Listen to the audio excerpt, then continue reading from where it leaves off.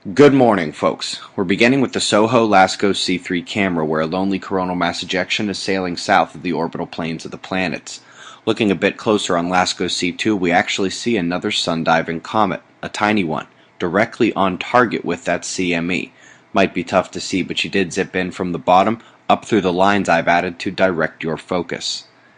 Other than that, top pop on the Earth-facing disk was a tiny filament on the south departing. It will not be a geomagnetic factor.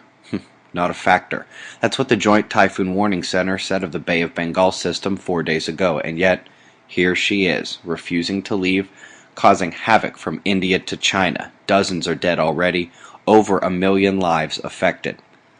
Looking at the South Atlantic because it reveals moisture convergences back over Brazil for flood watches and also gives South Africa an idea of the next low coming and where it is crossing the Atlantic. Still got a couple more days there. Looking down under, I see high pressure between Australia and New Zealand, usually good for clearing out the bad weather, but the low south of Australia and an Antarctic low to the left off the bottom of the image are both drawing convergences back up towards the equator and will be the top watches for the next 2 to 3 days as they cross the nations. Europe, when's the last time we couldn't spot a major low either in the North Atlantic or in the Mediterranean? Even without major pressure differential here, we did have a significant amount of storms roll up to the UK and Scotland. Had some flash flooding reported over the last day as well.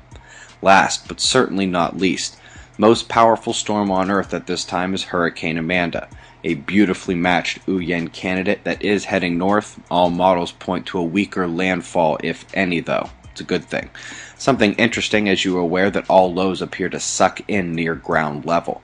But what about once you get higher up? You don't have to get too far up before it appears the vortex is doling outward rather than sucking in. It holds up through the jet stream, and you can even see flux to the area in the lower stratosphere. It's not until one gets all the way up to the top of the sky that we escape the influence of that system.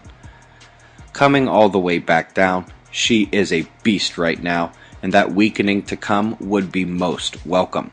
Her shear is also a major player already. You can see it tossed aloft the Mexican mountain range to encounter a different wet air mass out of the Gulf of Mexico.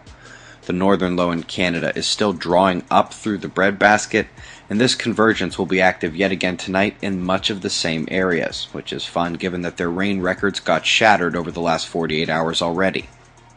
Solar wind, calm and calming. Near-Earth energy is in the smooth clear but getting a bit populous for our magnetic zone. Solar flaring spends another day with the grand minimum in sight. His eyes are heavy and wants for a break from his centuries of buildup. Nothing is flaring on the disk. The departing spots do have Earth's magnetic connection to play with but are pouting in the corner.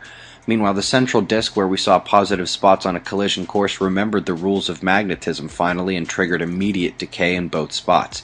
I expect no eruptions but for what filaments give us. If you remember what I told the coronal fields yesterday, they didn't listen. The coronal hole appearing up north is unrepresented on ISWA's power chart. We're low on the quakes as well, so we either dark slice incoming on the equator as the next one. Shots of our star to close. Eyes open. No fear, it's 6:40 a.m. Eastern Time, and that's the news. Be safe, everyone.